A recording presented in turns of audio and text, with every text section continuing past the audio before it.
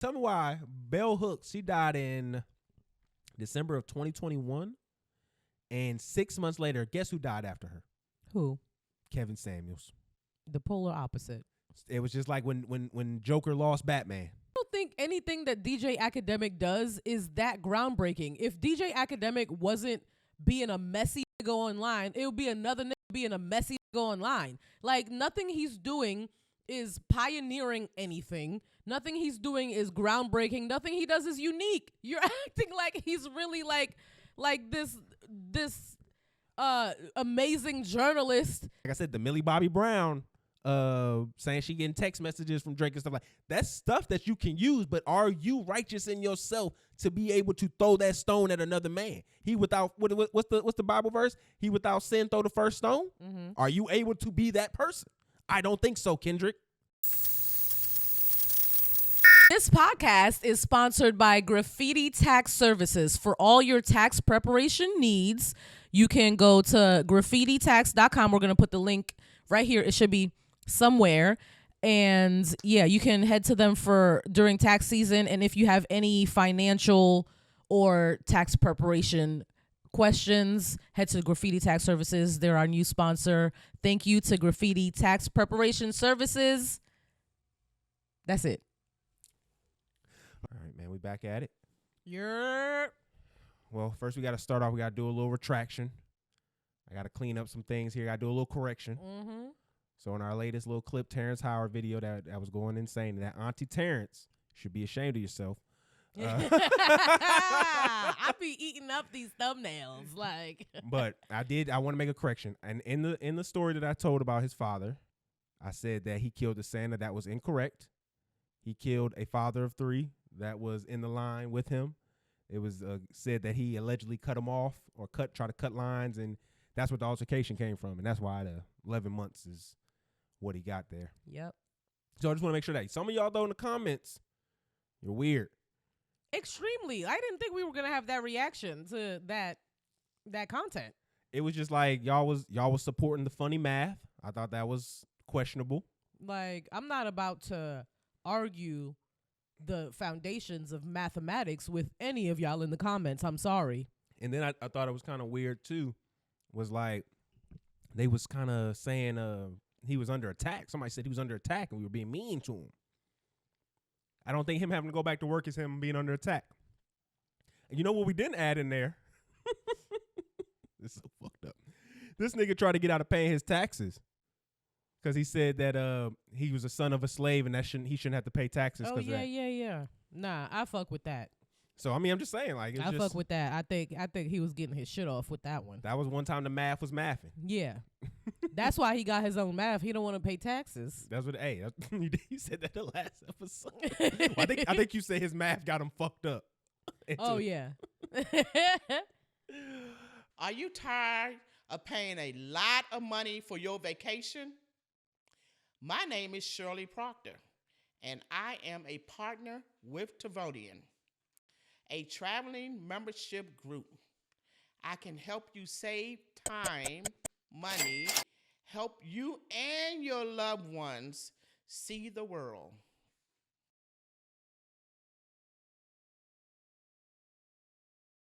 I was really trying to keep it PG. Woo! Drake, I know what it feels like to have fat niggas hating on you. Let's go. Let's start this show. This is Talk FNF TV with your boy Rhetoric and my lovely and amazing co-host, Miss Reality. All right, man. We got to get into it. My boy responded. It's a lot to get into. This is of epic proportion. Like, when you really kind of break everything down, all the actions that just happened, this was just a masterclass of Drake. Of years of knowledge, of shade, of just like fighting. He's fighting a war on 2 sides. We're going to have to get into like the media war that he's fighting alongside with this rap battle. But man, let's just react to the fact that he stepped on Future's album, his second album dropping, and came with that heat. Yeah, when is Future's album dropping? It dropped Friday. Oh. So we don't care about who you don't trust no more. No, we don't care. We are doing push-ups. You came at the wrong nigga. Telling you. He dropped that shit and it just took over. Also, most of us forgot that Future was even involved in this beef. He had a couple bars in there. It's really just Kendrick Drake right now. It's Kendrick. That's who everybody wants to see. Yeah. But Future took some bars in there.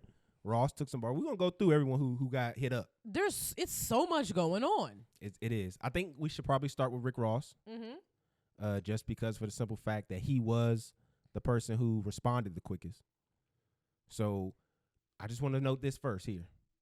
There was a bar that was taken out. I don't know if you heard the first version because there was we'll just start from the beginning. There was a leak that came out Saturday. Yeah. And everybody was first assuming it was AI. When I heard it, I say it don't matter if it's AI, it counts. Because he was going at Cat's head. Yeah, he was. And one of the bars that he had for Ross, that I think this is the one Ross heard, when he was like, worry about that shit that's going on with you and Diddy. But he took out Diddy's name when he did that.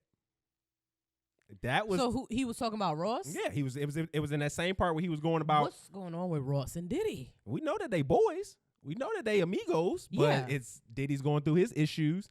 So he's saying you need to be worried about you and your mans. But like I said, he took that part out, so we won't even have to really bring that into it. You should have left that in. That shit was messy, and I like it, Drake. I like it a lot. That's what this whole thing came out, man. He was really just stepping on necks. Like I said, he talked about Ross. He threw some bars in there. Future. He threw some in there for even at Travis, and he definitely went at Kendrick's head. Oh yeah. I think my favorite Kendrick bar was just the one where he said the Cole shit. He was like, I don't care about what Cole talking about. That dot shit was weak as fuck. That was my favorite part. I think that was my favorite dot bar. But do you want to get into the Ross or you want to stay on the dot? Okay. I was gonna say I don't have a favorite dot bar. My favorite bar wasn't a dot bar, so we'll get to it when we get to it. Okay, so let's just. Did you hear the Ross? I didn't know there was a part about Ross. There was so much going on in the song. He said the part, he shot at so many niggas. He said, "I'm cuffing them like Ricky." That's a CO bar. And then when he was like, "This nigga almost turning 50," that was also another one. Oh, I thought all the 50 stuff was about Kendrick. He said, "You're almost turning 50." That's Ross. He also said, "All your number ones that you got was because of me." That was another Ross bar. Oh, I thought that was a Future. Man, no. Well, you could say it was for both of them, but Rick Ross took it the most. Okay. So, with Aston Martin music? Was he in that? No, I think that's not one of the number ones though. But what is number one? Actually, none of those were number one. Yeah, it was. Cause he sung the hook. Well, no, that was the woman that sung the hook on that one. But he was part of it. He was also part of it, but that didn't go number one. It was a chart. It wasn't that high of a chart. It was more like Skate Scheming. That was one of their higher charting songs, but it wasn't Aston Martin. That was like one of the first times they ever linked up. Was Aston Martin music. That was my shit. But no, that's just where Ross came with this. So Ross's diss track came out right after that. Like it was almost immediate, like a few hours. I was underwhelmed. A lot of white boy talk, a lot of cryptic messages in there. I didn't listen to it. It wasn't too much that you had to get to. It wasn't something that you definitely had to get to. It just, like I said, he just called him a white boy, and we'll get to the underlining issue, but he kind of hints at it in his song a little bit. But again, what do you feel about how he came at Kendrick? Was this good enough for you? I don't think it was good enough, but I wanted him to like go at his neck for real. Other than like I'm actually the big one and it was me and me 2 other times, nigga. Like, I like that a lot. I liked him talking his shit. But I like when niggas talk their shit. He went and basically went to expose Kendrick as you're not getting big cuts of your money. Like, your money is getting split up. We didn't know that. We didn't know that Punch was getting 50% of his, streaming? Not streaming, but his masters? They're basically saying 50% of whatever he's getting. That's what they're insinuating. But they're also saying that he allegedly had to pay $50 million to get out of TDE. So it's like, to drop you got to give me $50 million. Like you say, it was a lot of people just pulling out interesting tidbits from it. Where do you feel like Kendrick has to respond at? Do you think he has a timetable? We'll get to that. I hope Kendrick does respond. I hope he has to respond. I think within the next 2 weeks would be too far out. So I think like within a week and a half he would have to reply in a freestyle, because Kendrick's been coming at Drake for a while without Drake like fully like directly coming back at him. So this is the first time I think that Drake's directly come back at Kendrick. And if Kendrick is the type of nigga I think he is, if he's the type of rapper I think he is, I think he's gonna also immediately come back, hopefully. So you were saying that on a few shows back that Drake was pussy because he hadn't been responding. So like, speak to. Okay, so Don't do my man like that. That's what I'm saying. don't like how you niggas are making me like Drake. Like, I don't like how all of y'all are acting a little pussy, except Kendrick. I said Kendrick was the only one that wasn't pussy in this situation last week. But like, I don't like how y'all are moving.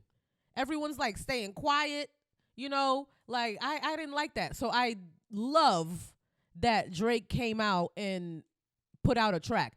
I also think that it's very corny that all you niggas, like, it seems like teamed up to come at him. That's like super corny. It's like jumping a nigga. Like, why did you feel like you had to do that?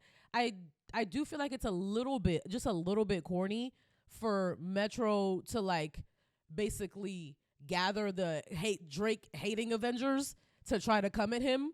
Like, that's. I don't know. When I was watching DJ Akademiks, he made it seem like this isn't a Metro or Future or Kendrick. This is Abel. This is the Weeknd doing this. Oh.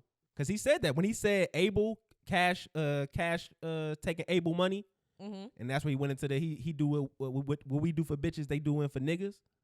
Like, that's what he was saying. Like, you over there collecting all these guys up, paying all this money to get all these niggas to be on your team, so that you could team up against me. Because he talked about the Toronto shit in there. Like, he said some Toronto bars in there.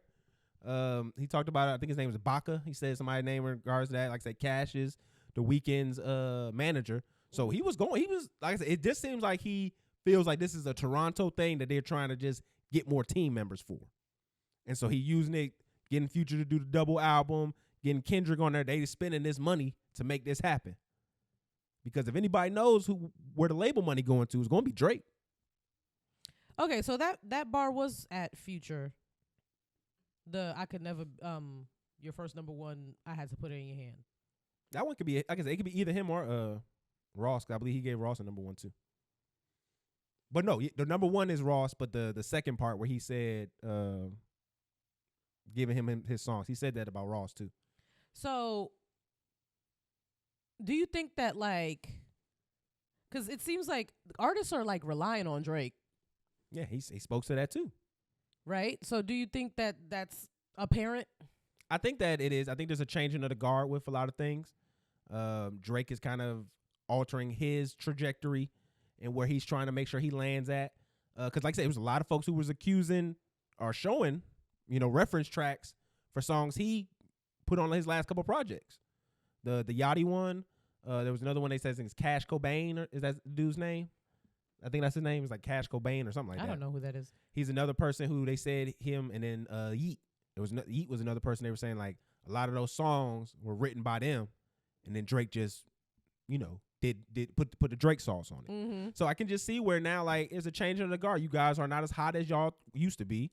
It's time for me to adapt to what's going on, and that leaves y'all behind. I think that's just very evident in what's going on here. One thing I do want to talk about, just to kind of go back to the Dot stuff, what do you feel about him talking about bringing up the wives again? He brought up Kendrick's wife? That Whitney bar. His wife's name is Whitney. And he talked about be with the bodyguards like Whitney. Oh, you wasn't keeping up. You wasn't doing the science. No. I was in the science book. Okay, okay.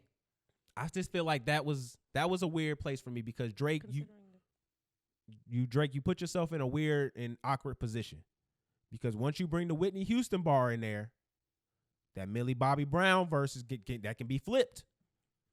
Like you walked yourself into that. And I don't think that's something you should have walked into at all. Like that, because the allegations are there. I mean, there's no allegations with him and that. She just said that they talked. That he was communicating with her. But not specifically with Millie Bobby Brown, just no, but I'm just saying that surrounding the age of women that he likes. No, I feel you on that, and I'm gonna get to that in just a minute. In regards to just that bar will be hard if he drops a Stranger Thing, like you want that Stranger Thing with like, come on now, it's so much that you can do with that Millie Bobby Brown. Do you think that Kendrick would go that low? Like, do you think that he would take that shot? I'm glad that you asked me that, because Kendrick, I'm gonna be honest with you, I don't think you have the character to do that. I don't think so either. I don't think that because this is the thing. What Pusha T did, he was a white knight when he did that. When he went out there and said, oh, you are hiding a child, you can do that when you either don't have kids or don't have any smut on your name like that. Kendrick, I don't believe that. I'm sorry. I feel like you have curated a persona where people believe you could be that individual. His whole last album was like him struggling with infidelity for but even then, stuff like that. Like we know that he's not like the cleanest guy. No, it's not even about the cleanest part. It's just about him to be able to be the person who says you're the nasty man hanging with young women or doing things with underage women more so. Specifically, yes. I don't think he has the character to do it. I don't think he would do that. I don't think when I say character, I mean I don't think he's not upstanding within himself. He's not righteous enough within himself to be able to push those allegations. I or mean, even we don't know that kind of. I'm saying my opinion. I don't feel like you are that. I think Why do you feel that way? I don't. I just, from what I've seen, even just what you said about some of the things that he put out into his last album, I think that he put a little maybe too much that could be done there, because I definitely can see Drake throwing in some bars of a girl name that you may have been involved with that your wife knows her name, and that can bring friction if he brings that name up. Like, I can just see where Drake can find the holes, and I feel like he opened up that up. Like, for you to be the kind of person to be able to go up to the biggest star in the world and be like, you're on nasty man time, it's a type of character that just is not seen normally in people. I think Kendrick knows that would open up the conversation to like not just people who are in like that dirty underbelly of the internet, because those are the only people who know about these allegations, right? So it would bring it up to more people, the mainstream. This would be a regular thing that people talk about now. Yeah, and I just don't feel like maybe his hands are not as clean as he would want us to think. I don't know. I'm just saying that's a reason why I would think that if I know we got the Bella girl he was allegedly messing with when she was 16. Remember, Drake was messing with that Bella actress girl, the Disney Channel girl. No, I don't know where she was Disney. She was just she was a model. Her name was Bella. I can't remember. I don't remember. I don't know. I have it right here. Hold on. I've already been wrong on someone else's, so let me make sure I say her name correctly. You know what I'm talking about with Bella Harris. She was this girl right here. Look at a picture of her. She literally looks 12. In 2016, she was 16. She was born in 2000, and there was allegations of them messing together. Like I said, there's pictures of them together. They were seen together, and situations and pictures and things like that. That's somebody you could throw in there, that you could say, hey, this is a girl that you was with at that age, at that young age of 16 or whatever you want. Like I said, the Millie Bobby Brown saying she getting text messages from Drake and stuff like that's stuff that you can use. But are you righteous in yourself to be able to throw that stone at another man? He without what's the Bible verse? He without sin throw the first stone. Are you able to be that person? I don't think so, Kendrick. I don't think you have it in you. I think that this is a facade that you have given to people, and that you truly can't live up. Because if you are who you claim to be, the good kid, Mad City, Pimp a Butterfly, the person who was creating that art, you be the person to throw this stone and break this glass house that is Drake. You would come out here, grab the sword, and slay the dragon. But I don't think you have that in you, my guy. You're not going to be able to do this. Drizzy is here, and you're not going to be able to stop it, because you guys, all of you guys in the industry are just as dirty and just as muddy. So if y'all ain't going to go there, there's only one other place that they're really beefing about besides the women. It's the money. It's the deals that's going on. It's the alleged conversation that Drake is getting a portion of all of you guys' deal. He's in all of y'all pockets. And I think that's what Rick Ross was saying in a lot of his verses. And I think that's what he's upset with. But how do you beef with that in hip hop? You can't. Just think about that. Because it's like in hip hop, it's to be the boss. How do you then get mad at someone if he is now the boss of everyone? If he owns a portion of everyone's shit. Like, that's and literally. He's the first rapper who's been in this position to own this much shit. Yeah. So I mean, like, how can you even be mad with somebody positioning themselves like that? How do you hate on that and get the fans to hate that? What I was saying to someone was, what I was saying is Kendrick would have to play himself as to say that, hey, Drake is an overseer on the plantation. Like, you have to paint him as one of the suits rather than a rapper that he shows himself to be, the artist that he shows, which I just think that's impossible. No one's going to look at him like that. No matter what verses that you can do, that picture, to paint that is just almost improbable to make people hate that. So you touched on Drake owning these people's, I don't know what it is, because I'm not just sure. A portion of their deal money, like you getting a portion of their streams and all that kind of shit like that. Yeah. So Joe Budden on the Joe Budden podcast, this is how the rumor started because he was talking about it on his show. So apparently, Drake and Future record a song that has a Thames sample. Future asked Thames teams to clear it. They don't. And then Drake has to reach out and have them clear it. But then Drake says that the song isn't going to be cleared without his verse on it or something like that. Yeah. He's strong on himself. Yeah. But it was funny with that because I was Wait For You, right? That song. It might have been, yeah. I think that was the only song all three of them are on together, right? It's the only song that but we don't know if the song was released. I just assumed that it was a song that we haven't heard. That was the song that was on Future's last Wait project. For You? Yeah. Okay. That's the only 3 songs that they're on together that I would see him to have to clear. Mm-hmm. Because wasn't she on the hook on that song? Yeah, she was. She So, sung the hook. I can see definitely having to get clear through that. I forgot Drake was on that song, but he definitely was. Well, that's because they never, remember I told you about that in the last episode, they never did no promo for it. That's where folks were starting to think there was a rift between the two.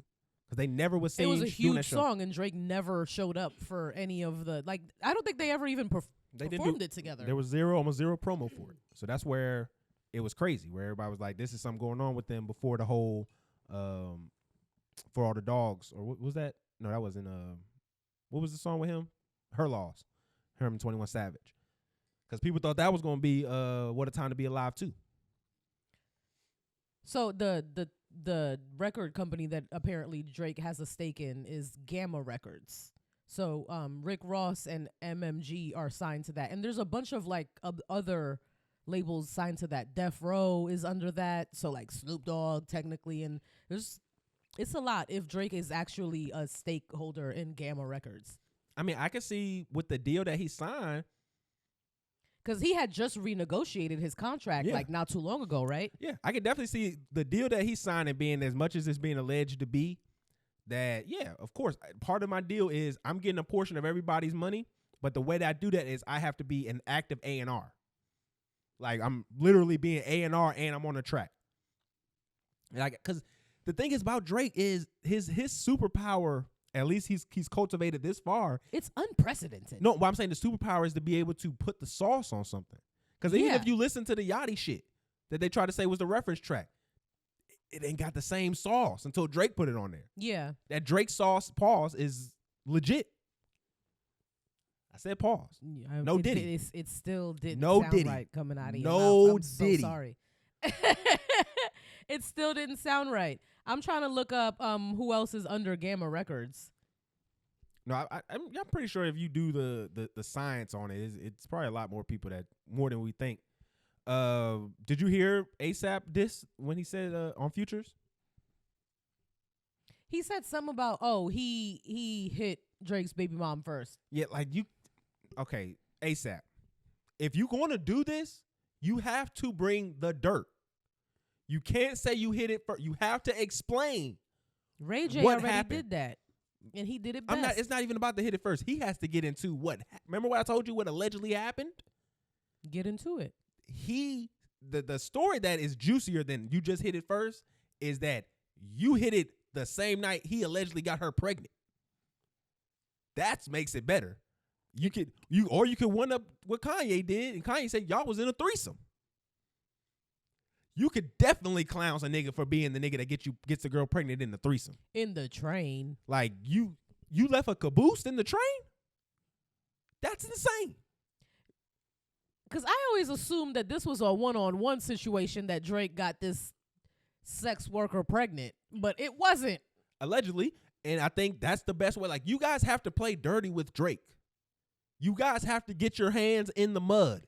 Pusha T already showed y'all how you have to deal with Drake. And that's what I was going to get to.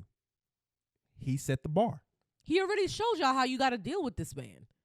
And y'all are not dealing with him the way that he needs to be dealt with. You got to bend him over your knee and you got to spank him like a child. Kendrick, if you don't read the damn blind items, you can't win. You got to read them. Oh, my God. Kyle, the woman who literally introduced us to blind items on TikTok has passed away. R.I.P. A queen. She literally is dead. Under suspicious circumstances? Or she had cancer. Oh, I mean, that still could be suspicious. I don't know if she had cancer and she beat it and it came back or something like that, but R.I.P. Kyle. That's crazy. Somebody's got to pick up where she left off at. You can't let the blind items go unseen. See what I did there? Her name is Kyle Richards. R.I.P. Well, since we're on death right now, let's just do a quick R.I.P. for OJ. We'll get into that more. Oh, no, her name is not Kyle Richards. My bad. Oh, well, shit. We are just. Well, her name is Kyle, though. Well, yeah, R.I.P. OJ. We'll get into that in just a moment as well, too. But let me see. You gotta get into it. We that do. Nigga dead. Bye. That's fucked up.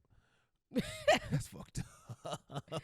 Done. All right, so I think this, to kind of just surmise and kind of getting also to our next topic here, I think this is a very big moment for DJ Akademiks because the way he was able to go live on multiple platforms and then facilitate the Drake, the actual Drake master song and playing it live on his stream.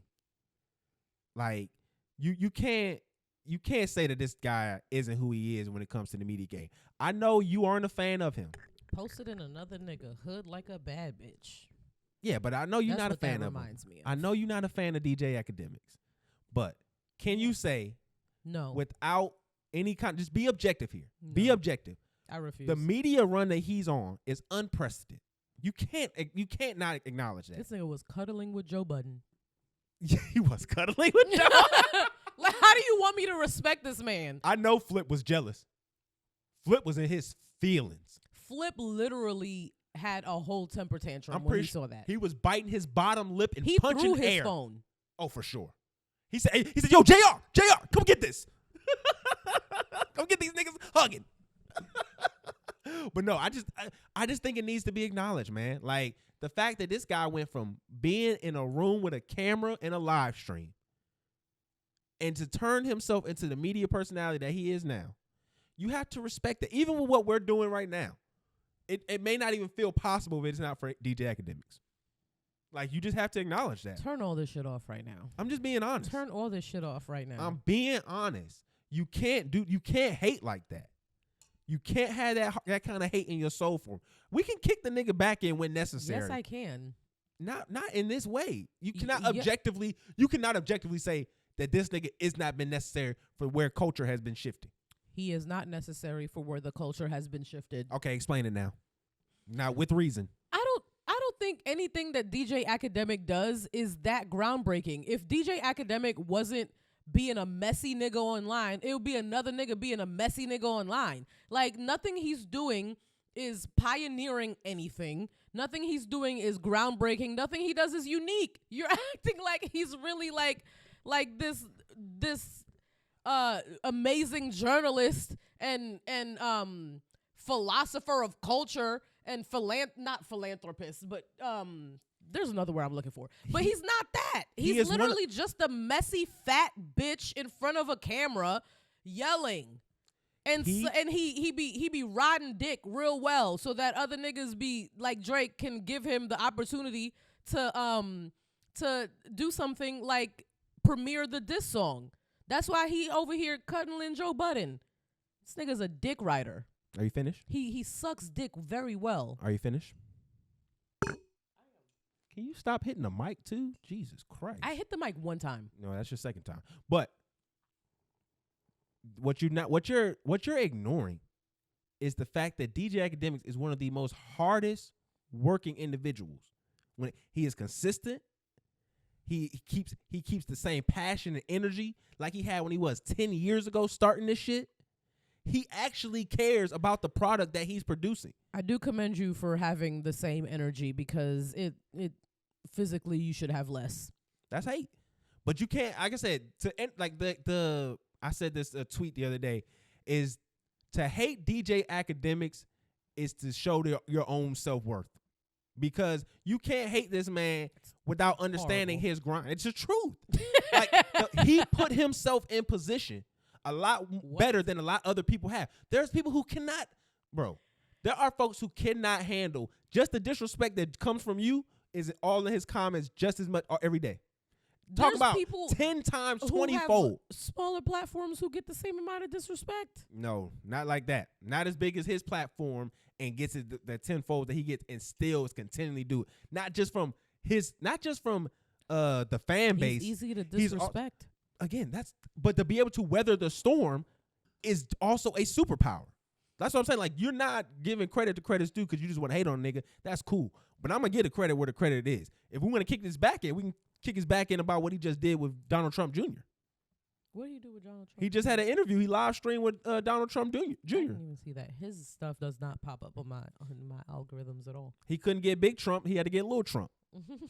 That's, to me, is a bigger and a more poignant discussion to have with him rather than discussion you have, because I just feel like that take is just so, it's lazy. Like, there's because really nothing he does is unique or pioneering. His hard work. Or Yes, it anything. is. Live streaming at the level he was he was live streaming about was not being done.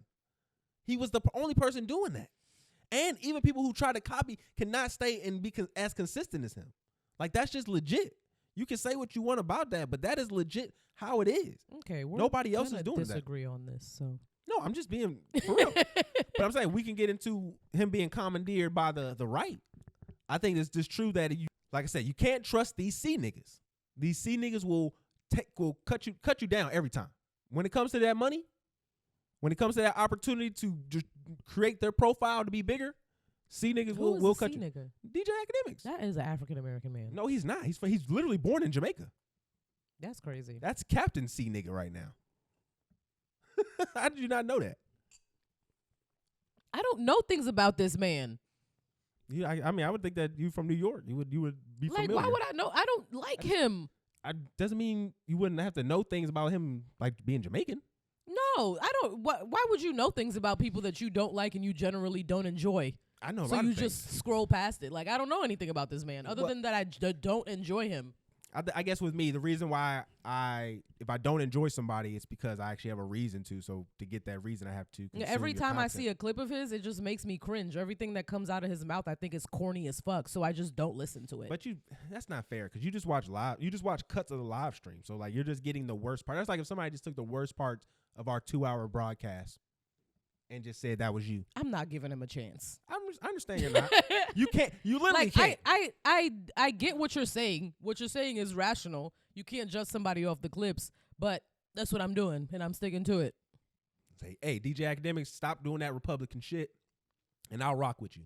But until then, that's gonna be the main thing I kick you back in because the conservatives are taking advantage of you, big dog. All right. I'll also do another little thing, man, from my other episode. I gotta clean up something too, man. So I didn't know Bell Hooks was dead. So I want to say R.I.P. to Bell Hooks. My comment was insensitive and problematic, but I did learn some things. So tell me why Bell Hooks, she died in December of 2021, and 6 months later, guess who died after her? Who? Kevin Samuels. The polar opposite. It was just like when Joker lost Batman. He didn't know what to do, so he ended up dying himself. I just felt that was like, wow, that those two they died in such close proximity, being what they stood for. Yeah, it's like yin and yang. It was insane. They couldn't exist without one another. Each other. They needed each other. Yeah. It was insane.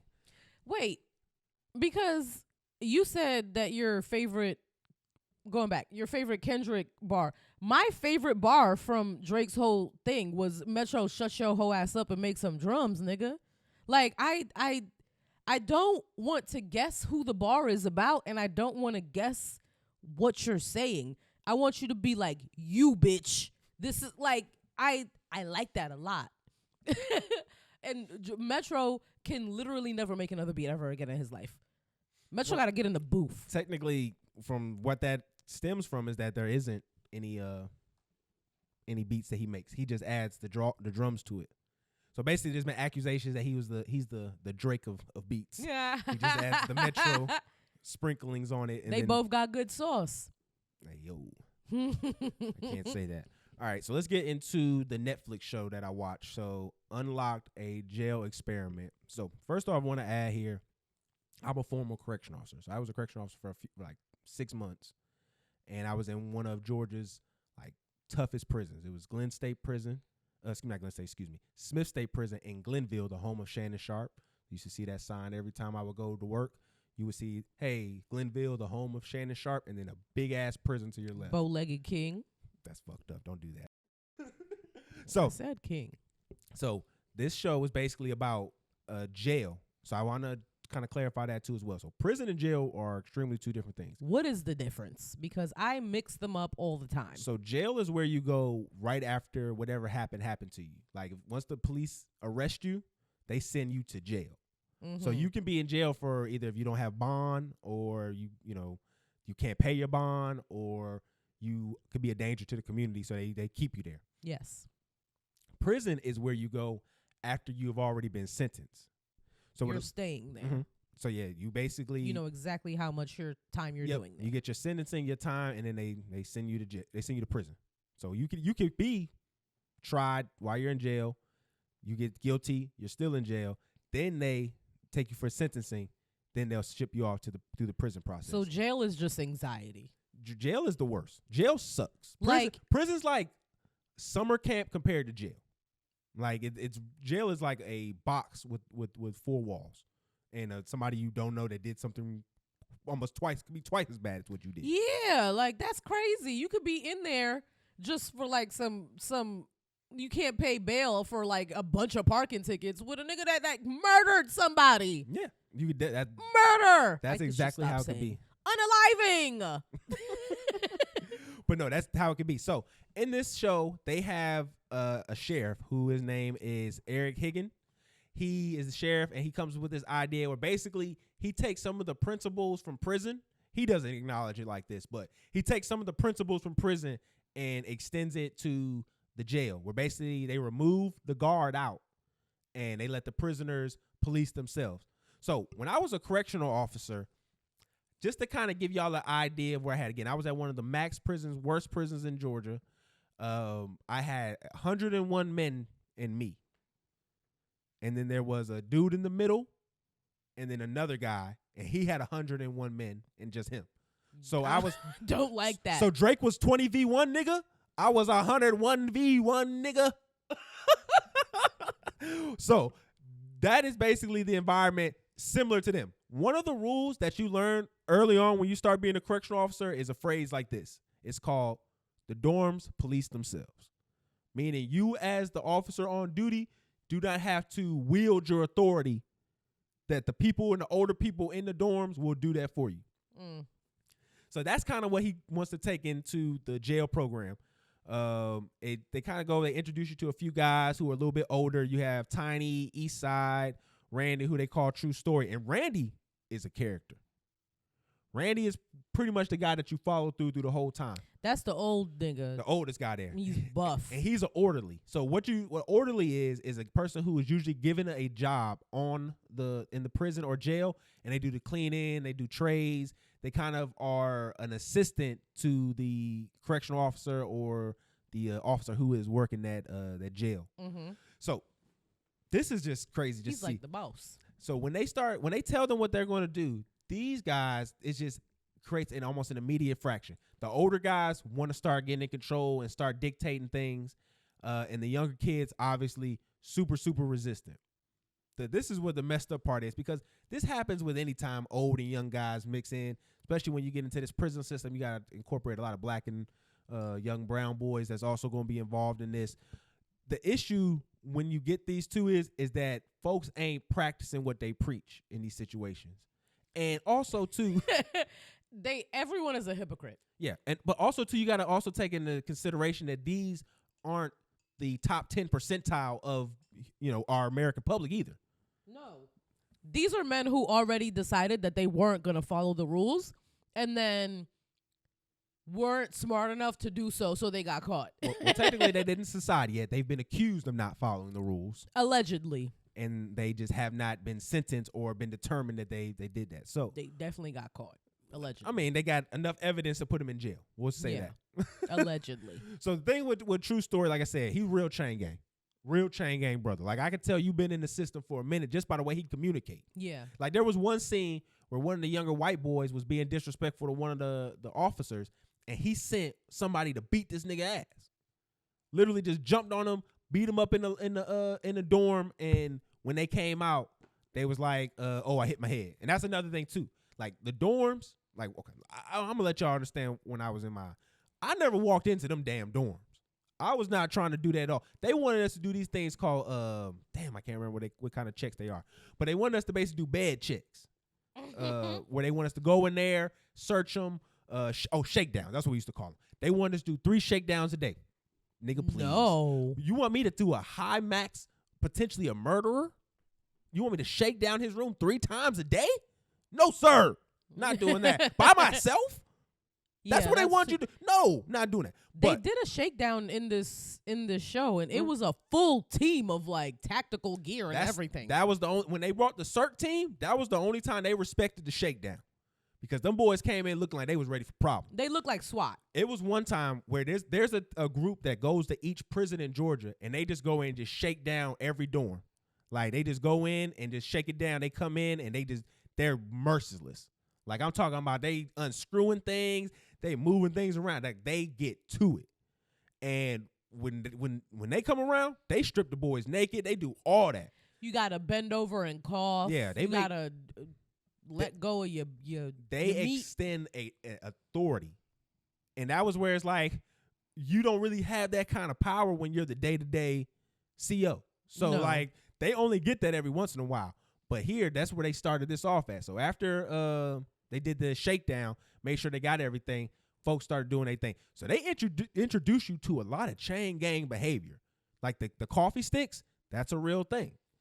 So these guys apparently in prison. You can jail in jail. I'm sorry, in jail.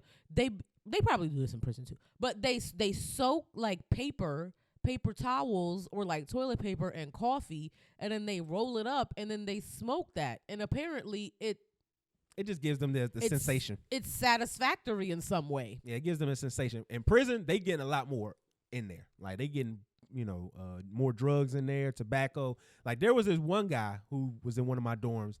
Every morning, he was smoking a blunt of straight gas. Like how? I'm sitting there. I would go up to him. I'd be like, "Hey, bro, not gonna stop you from smoking. Could you do it in your room though?"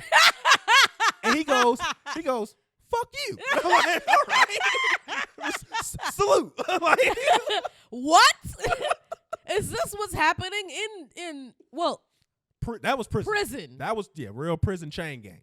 Like I said, that shit was oh my God. I'm gonna get into some more of this because they do a little bit more of this stuff too there. So they were doing the coffee sticks, and then they were like rolling paper towels and making like wicks to use as lighters because they don't have access to lighters. Mm-hmm. So what they'll do is they'll usually take like a battery or something, and they'll use some wires and use that to create enough heat so that they can burn something, and then they just keep something burning.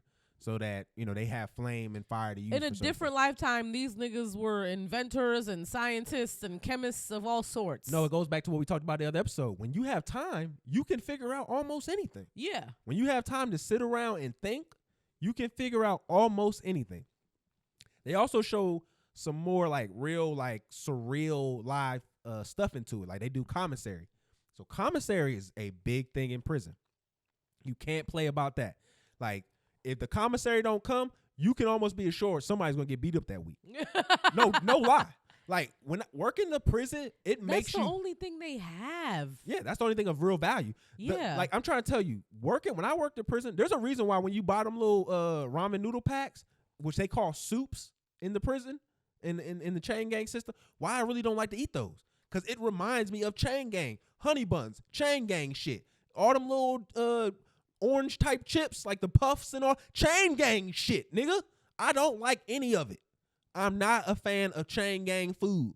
And when I lived in that experience and I had to work in this prison, I used to hate the one honey buns I had to hate to my core is the ones with the icy on it. Cause that just, you knew a nigga life was changing if he had that icy honey bun on his bed.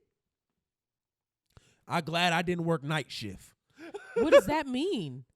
That means you getting glazed, my guy.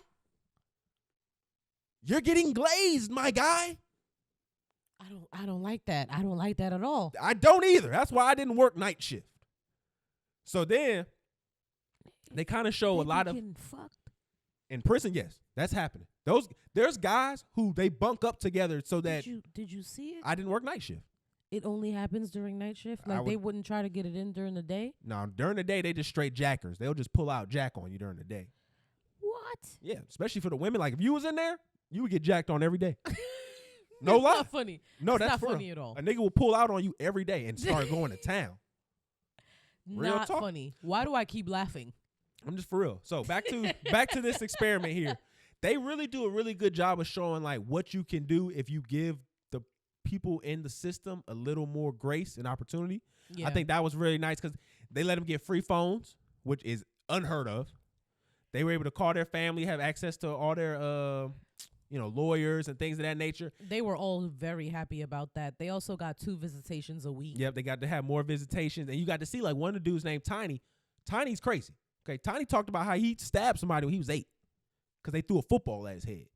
And he just was like, I'm never going to be pussy out here in these streets, so I had to stab this nigga. Yeah, that's why black people have to take mental health more serious, because if you stabbing somebody at 8, Tiny was not normal. Yeah, they failed Tiny. Tiny wasn't normal. Yeah. Tiny had some type of like disorder of some sort mentally that made him think that it was okay at 8 years old to stab somebody. Yeah. And then even it was an interesting kind of exchange because Randy and Tiny had an interaction where Tiny was helping him with the trays.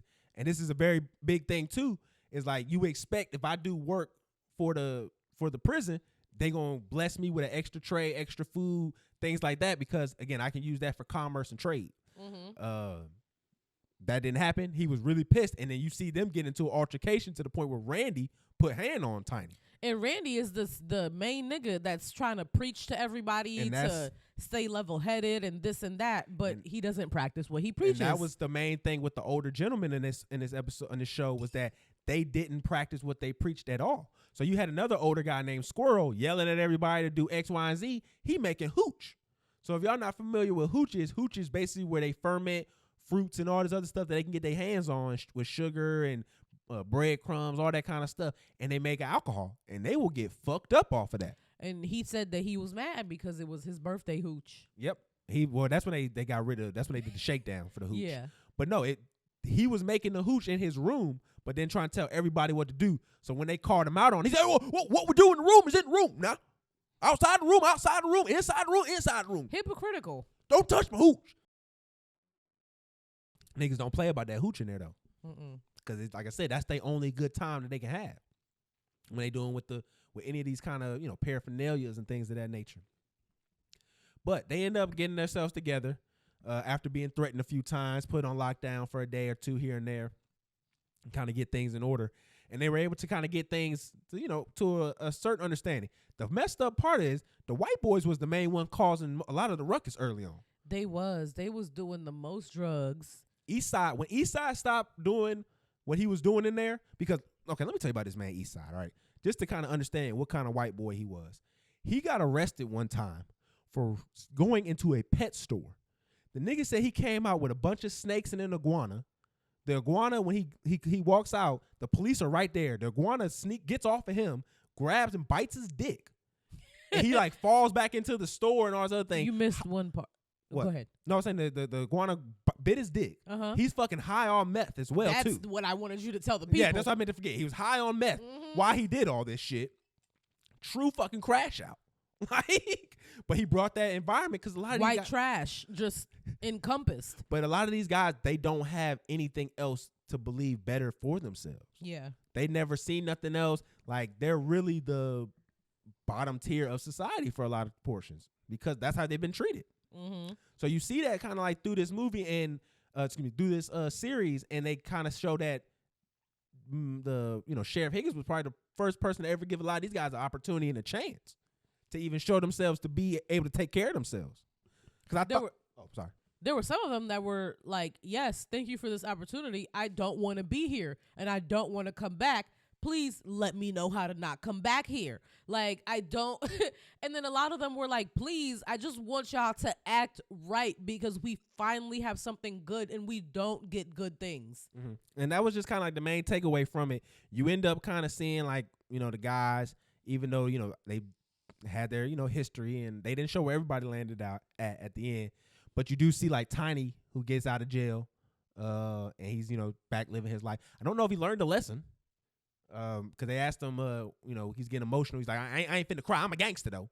I ain't finna cry. I was like, I don't know if he learned a lesson there. Yeah, I hope he did. I hope you don't end up back in jail, Tiny. Recidivism is high. So niggas, once they go, they come back for a lot of times. Yeah, that's really sad. There's no rehabilitation in our prison system, but that's a completely different show. But I think overall, though, it was actually a good experiment. I think it was a good watch. I think you kind of really get an idea of the prison system, the jail system, and kind of you can take a lot of that, what transition there over to the prison, what happens in our prison system. I want more jail shows. The only thing about prison is that you're more open. Like you have more space that you can go around. There's classes that you can go to. There's more opportunities to do things here. There, do guys really take advantage of it?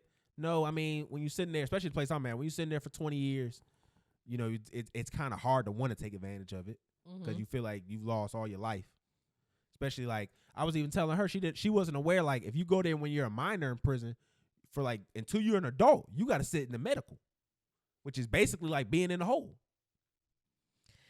And speaking of the hole, there was one guy, this was the thing that struck me the most. There's this guy, he's in medical and they ask him if he is thinking about harming himself, and he's like, I said yes because I am thinking about harming myself. He was facing up to 25 years to life. He murdered somebody, I think. So, because of the fact that he said that he was suicidal and he was thinking about harming himself, they put him in solitary. And I was like, I was really genuinely, I was so confused and taken aback because I was like, if somebody is thinking of harming themselves and thinking about unaliving themselves, why would you put them in a small box by themselves with nothing but their own thoughts? Yeah, well, what they have to do is they have to remove you away from everybody else, and then when you put them in the room, you have a lot more control. Like they'll remove your shoelaces, type of clothes that you can have. They can watch you closer, but I feel like you probably would just want to do that more intensely than you did before. It depends for everybody who's different. And every situation is different. But when you're in prison, you're considered a ward of the state. So it's kind of like real important that we maintain your existence. Like I've been before I left the correctional department, there was a super big fight that happened. Like I'm talking about, it was huge. But what happened beforehand, there was an inmate who was killed in a bunk in his dorm, in the room. Like so that happened. He was killed for whatever reason, and then it came over to a few weeks later, and then you see all the gangs that are opposite of each other start, tying it. Like we had a lot of different signs when they start tying their shoes, putting their pants up a certain way. Like you could tell there was going to be a fight that was going to happen. Yeah, Mexicans got on boots. That's another thing too, putting on the boots. But and so when this fight broke out, like I remember running to the dorm because we all had to go there because they called the code. And I just remember seeing someone have a piece of metal and they put it right through a guy's top of his head. Oh no! Oh man, it was. You saw that? I saw it. You know that happened in my my high school. Well, I think I told that story. This happened. Somebody got their head split open. This happened in the prison. I'm talking about in the prison. MS-13 gang activity in Brentwood High School. It was absolutely insane. No, them MS boys is psyched out. Absolutely insane. Like, what is good with y'all niggas? Nothing. But no, man, it's insane in that prison system. It's no joke for sure. I wouldn't put that on my worst enemy. I don't like when people say that. Y'all don't have enemies for real. I would put that on my worst enemy. I would put that on my worst enemy, and then I would double it, and then I would want that for my worst enemy. Definitely. That I don't feel y'all when y'all say that at all. I want the worst for my worst enemy. I want hell times 2 for you. May you never prosper in anything in your life ever. Let's continue. All right. So we didn't talk about this on the last episode. Gerard Carmichael. Gerard Carmichael has been. First of all, let me be more intelligent in my way of reviewing this. I think it's very interesting that Gerard Carmichael decided to make himself his villain in his own origin story. It's a really interesting take on your introspection, right? I've always enjoyed Gerard Carmichael. I've always been that like black girl who liked like the kind of weird black guys for aesthetically. So like I always enjoyed him. I enjoy him a little bit less, which is crazy because now I'm getting to know him more. So I feel like I don't know. Also, this is to be continued. My feelings might change. The show is not done. I feel like I might with the episode with his parents coming up, I might change my tune. But this current episode of Gerard Carmichael's reality show is basically how he is as a friend. That's the general like aesthetic or like. I think that's a light way of putting it. I think this is more showing him as the egomaniac. No, so that he truly is inside. How he is in his relationships of people he likes, but that's what you end up getting from this episode. I mean, you get it from the first episode too. I mean, second episode too, when he goes on his philandering spree where he's sleeping with all those people, and he's still cheating on his partner.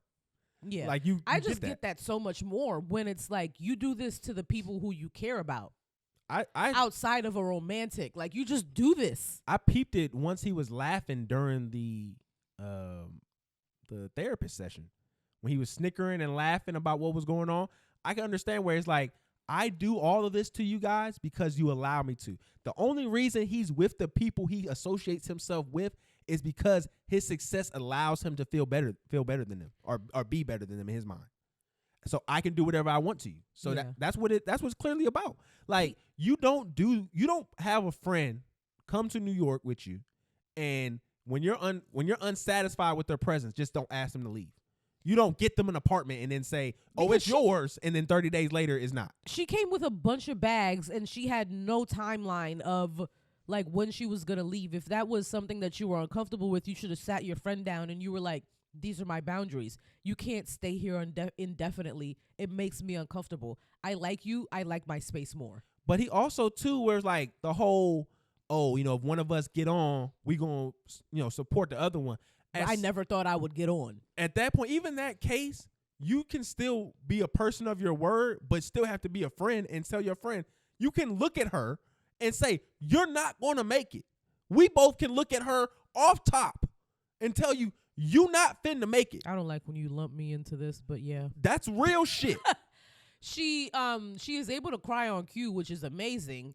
But like, there's lots of other things other than talent that need to come into play. She did it once. When you. The other time she was struggling when she was trying to do all them scenes. Let's keep it a bean. Gerard, you are a bad friend. She don't need to catch strays. We just focus on Gerard. No, yeah. You are a bad friend because for the fact that you are allowing somebody to live this delusion and you not being honest to God with them, that's a bad friend. I'm sorry. If a nigga that I knew, fucked up. I'm 30 years old. If one of my friends said, "I'm trying to play NFL or NBA basketball at 30 years old," I'm telling him, "You're a fucking fool."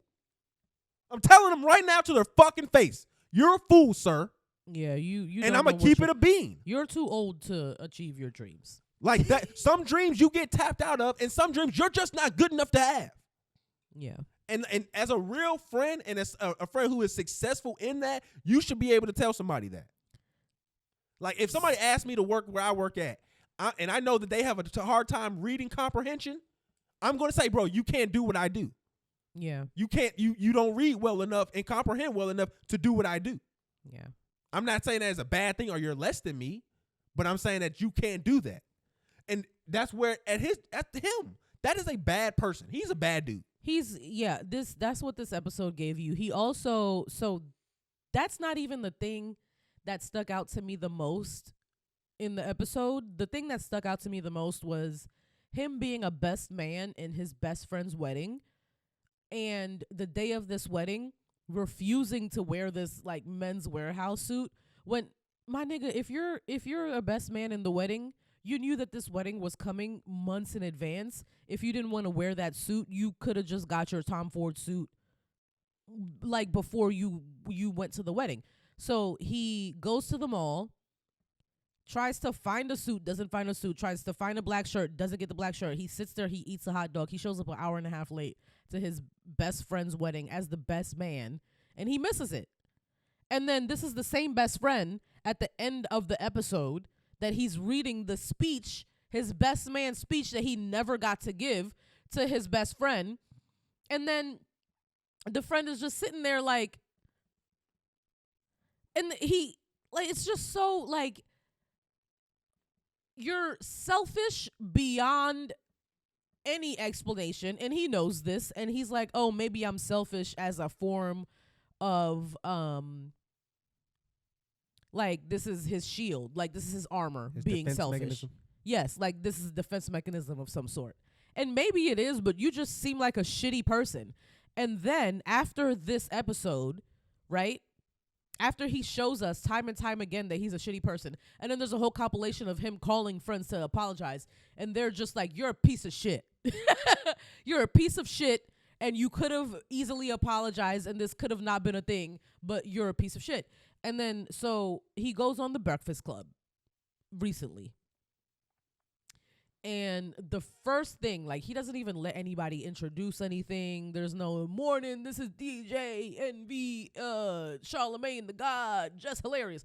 Doesn't even let DJ Envy get his shit off. He's just immediately like, oh, I didn't like the way that my race play joke was received. Well, By Charlemagne. He doesn't like the way Charlemagne reported the race play joke, and he doesn't like the fact that he got Donkey of the Day because Charlemagne is his friend, and Charlemagne should have seen the nuance in the joke, or no, Charlemagne should have reported the joke in a more nuanced way, but it wasn't your responsibility to tell the joke in a nuanced fashion at all.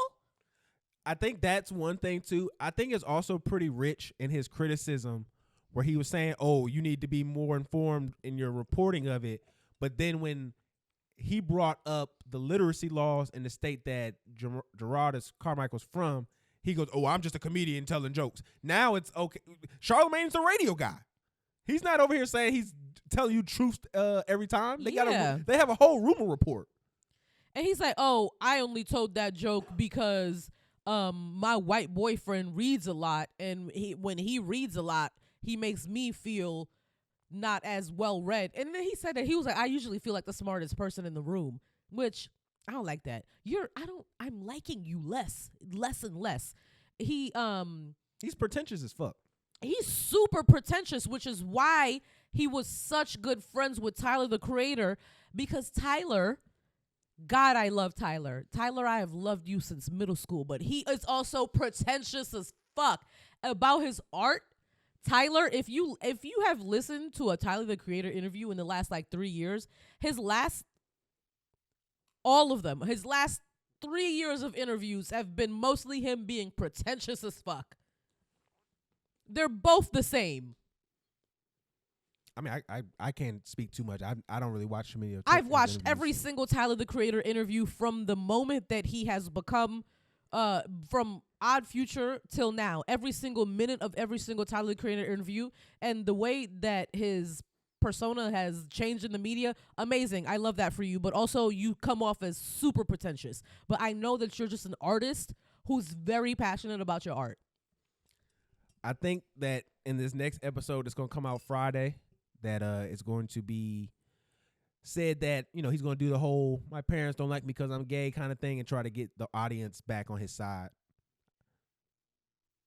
I feel like his parents are going to... I think it'll be funny if his parents are just like not that bad. Yeah, I think that would be funny, but like I don't think that's gonna be the I case. think that he's not gonna have a foot to stand on if his parents are just not that bad, and they're like, well, no, we're not that against you being gay. It's just why you got these cameras here, nigga. Like, if it's like that shit, then I'm just gonna be like, Gerard, like, come on, pack it up, my nigga. Like, it's gonna be really funny if that's his parents' sentiment. Yeah, I mean, I just feel like he's gonna stage it up. But that's so probably not gonna be the case. I think he's gonna dress it up so that he can come out as the oh, this is the storm that I weather. This is why I'm this asshole that you guys have been seeing this whole show. There has to be a method to the madness, because the whole thing has just been building up to me not liking you anymore, Gerard, and I've liked you for a very long time. I liked you before the gay. I think he's going to. That's where it's going to. Because even in the interview, he made a note to like, Charlotte, oh, you're gonna really like this next episode. Like, he has this plan in his head. He's curated it. Oh yeah. In a specific fashion. I think he's smart enough to do so. I mean, I would hope you wouldn't be as the fact that you're just already exposing yourself like this. I mean, without having some type of plan behind it, because right. It has to be a plan. I mean, you would hope, because the fact that Please. the reason you did this was so that you could cross the picket line. You know what I'm saying? Like, that was really the crux nobody has really been talking about with him. Nothing that he does, though, well, I wouldn't say that, because he did have a whole scripted series, sitcom, and everything. But, like, doing stand-up, he wouldn't need to cross the picket line for, right? Not necessarily.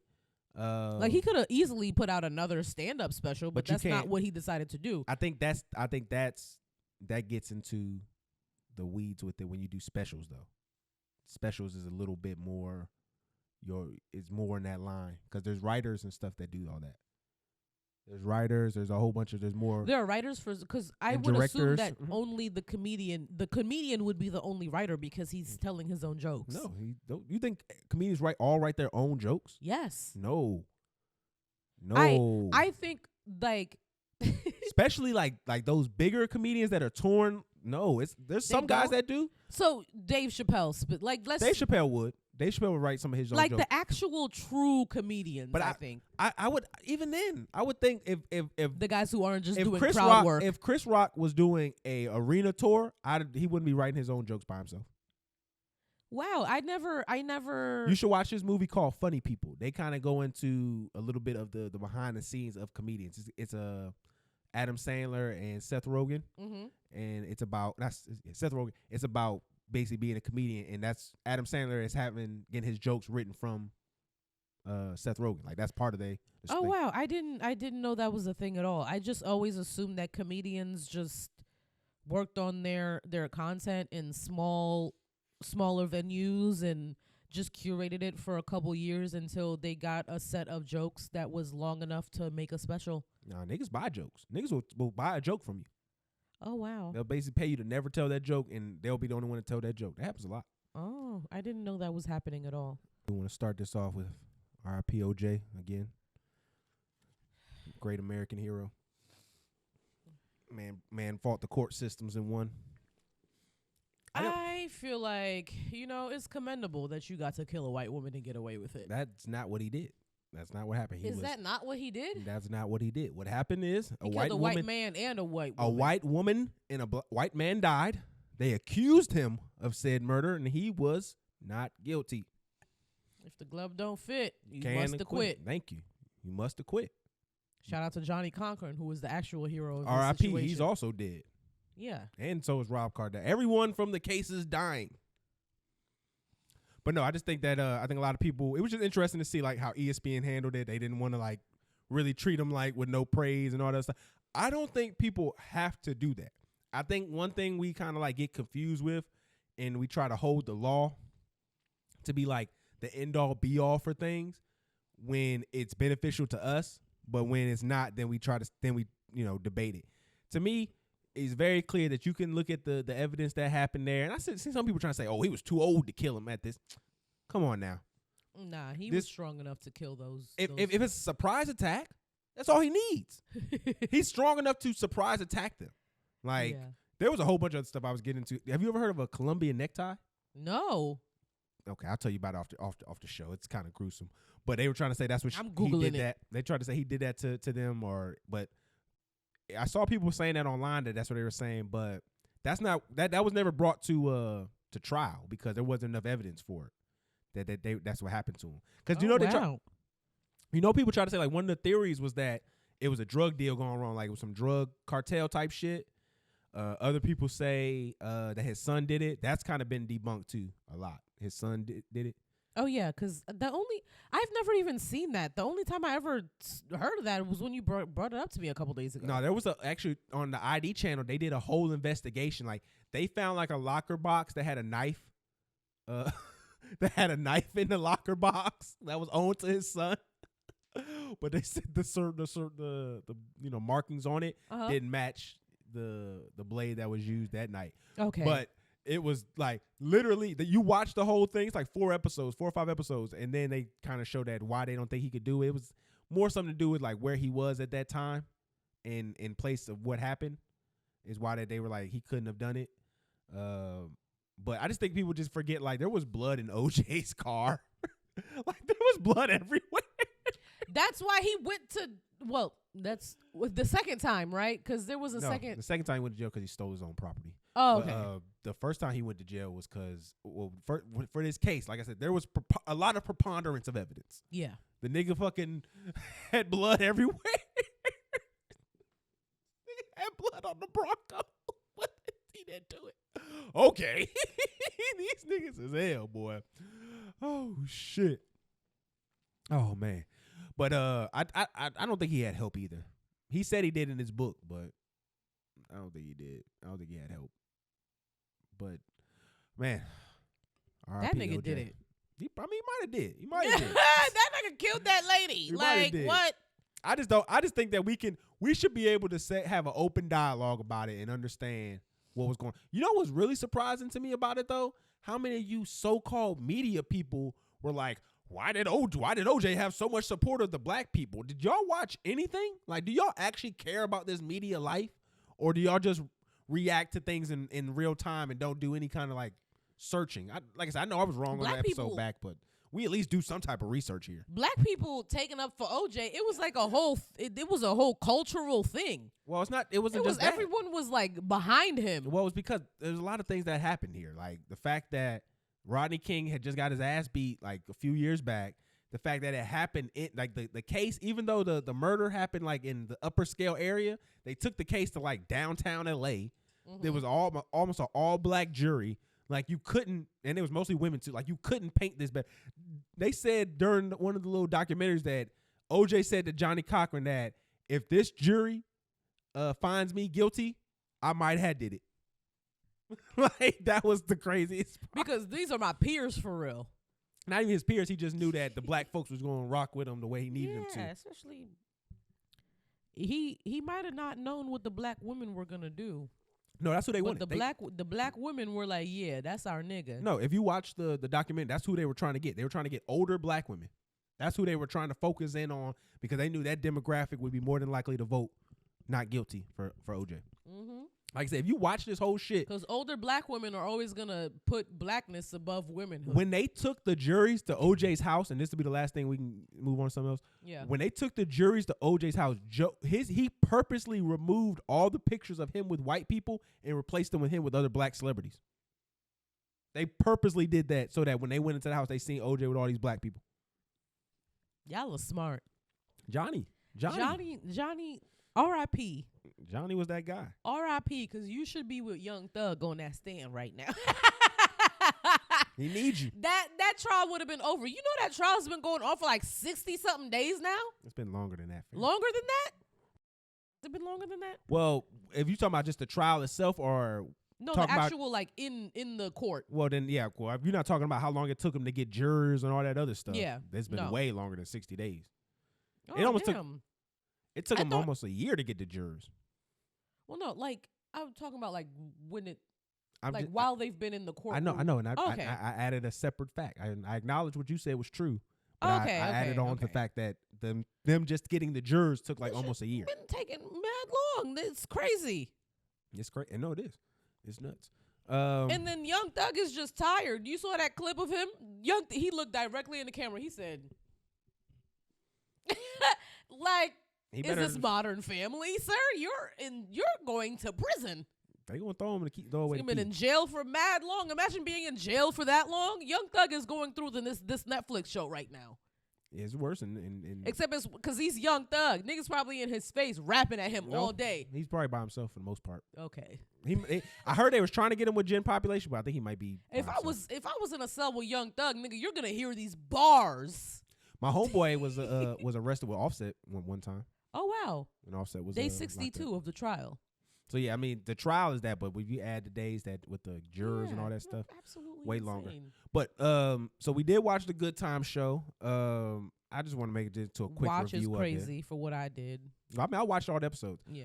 I shitted on it. I think a lot of the stuff that I felt was kind of still valid because my take on it was basically about the imagery that was involved in it, and it kind of just literally they had the first episode with the baby that was selling drugs. They had his ops being Little Baby, the baby, and Birdman, the baby.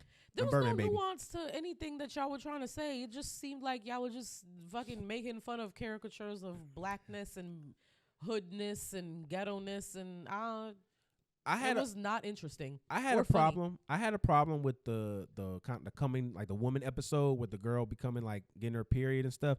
And I didn't have it for the issue that y'all think that, oh, look at this misogynist, bell hooks hating man would like it. It's not that. It's not the reason why. The reason I didn't like it was because, okay, she's getting her first period. So that makes her, no older than 13? Mm-hmm. They had so much inappropriate imagery for this to be a 13-year-old girl. Like, they had her get a BBL. They turned her into, like, a BBL model. Had her shaking her ass for a little bit, like, a couple scenes. Like, and then, like, to resolve everything, like, the mom kind of gets over her, like, slut-shaming kind of persona. But then, like, the girl... Because the mom was saying that she was a slut for using tampons. Yeah, that's like an old black American terminology thing, myth or saying. But the thing was, like, it came to her being the result of, like, oh, I'm just going to free bleed. Cool. They just had her free bleeding through her pants and then using the, like, period blood as a tool, as a weapon. Like, she was throwing it on other young men. She was, like, playing in it and with, like, it was just disgusting behavior. And I just felt like none of that was appropriate for the age that y'all were trying to show this girl to be. Yeah, she was, like, throwing it in other kids' faces. Like, it was just wild. Like, they had her literally leaking through her pants and, like, just showing it just dripping down her legs. It was just like, this is uncomfortable. That's supposed to be a little girl. Mm-hmm. Like, I don't think that was the right way to do that. But I don't like that imagery. It was just like, wow. And then, like, they tried to, like, play it like they were attacking both sides because they had, like, an Elon Musk episode, and they had an episode where they was, like, talking about the old mayor of New York and stuff like that. It just didn't land for me. Eric Adams? No, that's in New York. I'm in Chicago. Oh, okay. I'm in Chicago. You know, Lightfoot? Yeah, they had her on there. Yeah. And then they tried to have, like, this Allison lady who was, like, the symbol of white oppression. And then, like, they tried to surmise it being, like, the issue being, like, personal responsibility bullshit, because you end up, the mom becomes the president of the projects. The dad is a cop, but then the son ends up getting into a gang and gets shot at the end of it. And then they do, like, a whole Dallas Who Shot JR type of thing. Yeah. But it was just, to me, like, I get what they were trying to do. Some of the points of what you were saying that you hope they did do in some ways. But I just felt like it was overall, it was just really lazy. A lot of the places that they did try to attack, it was really lazy, and it wasn't good times. And there was something that you learned about this show, right? Mm-hmm. Oh yeah, when we in our last clip of video when we talked about it, someone brought to our attention was the Norm guy who we didn't really know familiar. He was actually one of the original producers on the show, and he had got into it with the original father because he had issues with the show. So if you ask white people, they're going to say that the dad was mad that JJ was getting a lot of the shine. And if you ask a lot of black people, they're going to say he was mad that the way they were trying to portray the family. Mm-hmm. And the dude who this producer was, he's a legacy producer. That's why his name is included. He is somebody who wanted to promote that negativity in regards to the family and things of that nature. So I thought that was interesting when we got that information. So we do appreciate y'all when y'all hit the comments with good tidbits like that. Yes. Sandra Lawson 8967. Shout out to you for telling us that information. So no, we appreciate that. Thanks, for real. girl. Helps us help the other people. But I just think like I wouldn't recommend watching it if y'all want to. It's 10 episodes. We don't watch it. We take on the burden for you guys so that y'all don't have to. Yeah. What would you out of 5 stars? It was probably 2.5. Okay. Like I said, it's not as bad as I thought it was going to be. It's not fully coon. It's not as coonish as I thought it was going to be. I can see how some people like he was singing with the roaches and shit like that. Like I can see where you could have that, but it was some parts that was funny, and then there was some parts that was just like y'all trying to be baby kids too much. Y'all trying to be boondocks, and it's like it doesn't feel like it's coming from a genuine assessment. Randomly, when you said roaches, I thought of that ASAP Rocky bar where he was like, roaches on the wall, roaches on the dresser. Everybody had roaches, but our roaches ain't respect us. Nah, these niggas respected them. They did on the show. They respected them. ASAP, y'all roaches didn't respect y'all? That's hilarious. There was another roach bar that was hilarious. Where somebody said something about roaches. They had one in there where they was like on the show where it was like they had a competition. They was like the loser had to clean the roaches out of the cereal box. Ew. Crazy. But no, and then they was in the same apartment too. Like they didn't even kind of acknowledge that, but they was like in the same apartment that the family grew up in. It was funny. They did one part. They did some lore too. Like a lot of it, there was a lot more lore in here that was Good Times related than it had ever been. And I've seen in any other shows that kind of do these kind of reboots. Like they talked about when James won at the pool house. They talked about when they won the best apartment and they got a month of free rent. Mm-hmm. So it was a lot of dope shit that they did bring back from the original. It just knowing where I felt about it, this wasn't what I was happy for. So I didn't want to see it anymore. I don't know if I'm gonna watch season 2 if they bring it back. Hope y'all don't. I don't think they're gonna get a season 2. You don't, Steph Curry. You deserve not to get a season 2. You fucking ass, clown ass, bitch ass nigga. My bad. All right. Will Smith was at Coachella. He came out with some Jay Bavin. I don't know. Or Bavin. Is he Jay Bavin is legit. Hispanic artist? I'm not too familiar with it, but what I've heard about him, he's legit. And he did his little Men in Black thing. Will Smith just seems like someone who is chasing youth in a moment and fame, and he seems like he just always needs to be in your face, and it's kind of just. I'm glad you said that because it's getting sad. I got into an interaction where Reign of April. You know who she is on Twitter or X. She did the Oscar So White hashtag. She creator of the hashtag Spill. Co-founder. I should follow her then. She is a pioneer of Black Twitterhood. Yeah, I wouldn't say all that, but me and her had an interaction. So she said, "Quick question: I know nothing about Coachella since Baychella. Why did Will choose this song? Enlighten me." So I said, "It's quite literally his highest charting song." She said, "It is because he has other #1 hits." I then posted where it said Men in Black was his #1 because it was the #1 in the U.S. and it was the #1 in the UK. So then she says, "Okay, now do get jiggy with it because it was the #1 in Billboard." I told her it wasn't, #1 in the UK or whatever. I tell her then too that actually I should probably say it's his highest performing song. Mm-hmm. Is a better way to put it. So then she goes into this. She says, "That's fine. My point is artists who have had decade-long careers don't look to the charts to determine which song to perform. If that's true, he would have had performed Brand New Funk at the Grammys." What is that? What, Brand New Funk? Yeah. I guess it's one of his songs he performed. Nobody knows what that is, ma'am. Come on. So saying that he picked Men in Black for Coachella doesn't ring true. So I will say this here. You said, my point is artists for decade-long careers don't look at the charts to determine which song they perform. He is not just a artist in decade. He's one thing. Will Smith is a brand.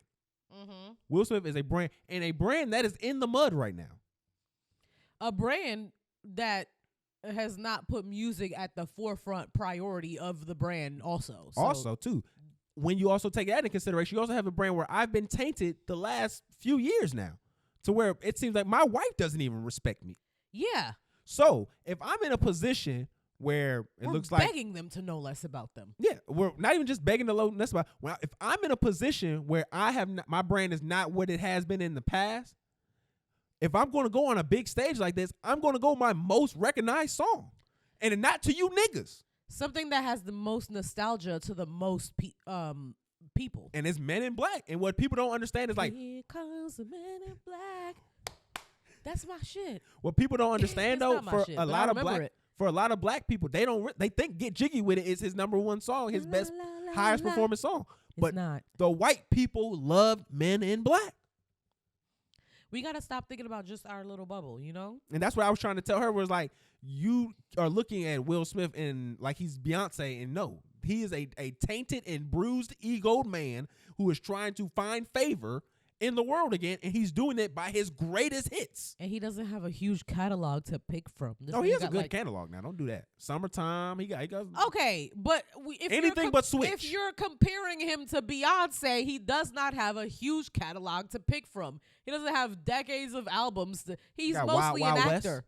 He's an actor. He's not a rapper. Most of his songs correlate with his movies too. Mhm. So I think that's another thing that people that get He missed should out have on. went up there and did the Fresh Prince theme song. Can't do that. You gotta do Men in Black. That's his number one hit for real. Men in Black is that's his that literally changed his trajectory. He's not who we think he is today without Men in Black. Well, yeah.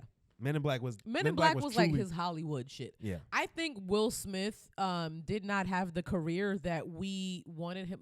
This is a tangent. But I always thought that I saw this thing that said Will Smith always picked his movies off of what he thought was going to be the biggest like box office hit. Mm-hmm.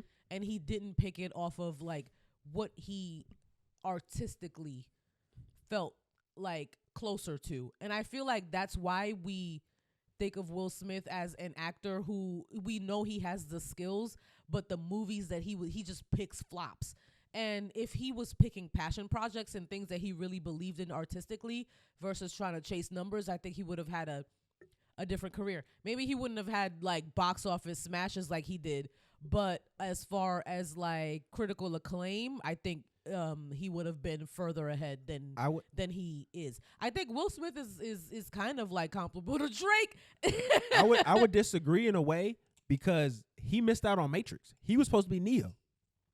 He was the first. So if he would have been Neo, it would have just been critical acclaim. That was a box office hit. No, but he was picking off of what he thought. That's what I'm saying. What he was projecting. So he also projected wrong. Yeah, that's what I'm saying. Yeah. So Matrix would have been amazing, both sides for him, but because he was only focusing on the box office part, he missed a lot of amazing opportunities. Because he chose Wild Wild West instead of Matrix. If he chooses Matrix, I believe he could rival Denzel right now. Yeah. In regards to the roles that he would have gotten He from that, should rival Denzel.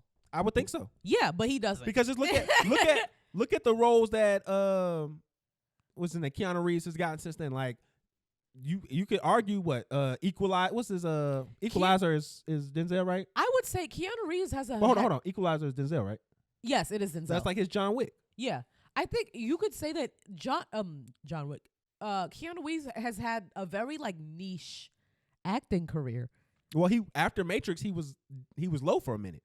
He was. And then he came back and started doing movies and stuff like that again. But I don't think Will Smith would have had to do that. Will Smith would have been taking this all the way to the top. It would have been his projection would have been upward instead of just like that. But yeah, I've always thought that. I've always thought that Will Smith was his own detriment to his acting career because of the fact that he was chasing numbers instead of just doing scripts that he was like falling in love with. Because I've seen that actors who have fallen in love with scripts, who have just given it a chance, and it's a huge movie because this specific actor who had this prominence just decided to do this passion project, and it was in an amazing script. Yeah, I mean, he just, again, we can get into Will Smith for hours. Yeah. But it's just the fact that he just, like I said, he didn't really take a lot of risks. Like the only movie he really could say he took a risk was that 6 Degrees of Separation movies where he did we played the gay guy. And most people haven't seen that movie. Like I bring that movie up and you do that confused look every time I bring it up. Yeah. Like this nigga did a whole gay scene. He had almost basically a sex scene in there where the dude's like, you see him like the dude and him in the bed together. That Concussion movie was like the closest. The That fucked him up though, because that put him at odds with people. Oh, did it? That's some people say that's the reason why a lot of his stuff fell off after that, was because he went against the NFL in that movie, and then But I would say that is his movie that had the best critical acclaim. No, niggas hated his accent. They did? Okay. I'm bugging the fuck out. Niggas, let me take that back. Pursuit of Happiness is what people have. Yes. In Okay. that Yeah. Concussion movie. That movie made me cry. That Yeah. movie makes me cry every time I see it. Pursuit of Happiness is what made him a mainstay in people's hearts, like as an actual actor. Yeah. Him and Jaden. Because before then, it was just him being a superstar. And then they did After Earth, and you just fucked it up. Yeah, he went back to the super shit. He went to you went back to the box office big I think he was trying to find. sensationalized thing. I think he was trying to find that Matrix. Like he was really upset about he picked Wild Wild West over Matrix, and I think that's what it was. Yeah, because Wild Wild West, although it was very campy and fun, it's not a cultural staple in movies It had a moment. like Matrix. It had a summer. Don't get me wrong. The summer it came out was lit. It was a good movie. Oh no, it was not. It was just it had a good summer. Oh, okay. That shit had a good. It had its moment, but Matrix is a moment. Like it's a cultural. It has way more cultural significance. Yeah. I always think that's funny too. You heard they're making a new Matrix? They're making a Matrix 5 now. They had just made a Matrix not too long ago. Yeah, they made a 4. But what happened was the Russo sisters now, because they used to be the Russo brothers. They're Russo sisters now. One of them did it because the other one didn't want to do it. They basically said they were going to do a movie anyway, and they gave them the option to do it. And that's why they basically did the parody movie where they talk shit about Warner Brothers the whole time for 2 hours. You didn't watch Matrix 4? That was a parody movie? It literally was making fun of Warner Brothers, making them make the Matrix movie. Oh. That's why they just showed the Matrix for basically the last 2-3 movies. They just replayed those movies the whole time because they were just making fun of studios trying to force shit out of IP. So that's where that came from. Was that why? That's why the movie took the message it did and approach it did. Was that they were just saying like, hey, we're just gonna shit y'all because y'all trying to drain our brand. Yeah, basically. It didn't seem like there was that much like passion put into it. I mean, because if you want to get into it now, like the Matrix shit, you could really dive deep, but you would really have to stand on business. Because at least then, like the world that we living in now was still a dream when Matrix came out. So you can still play around. Now, it's shit's too on the nose.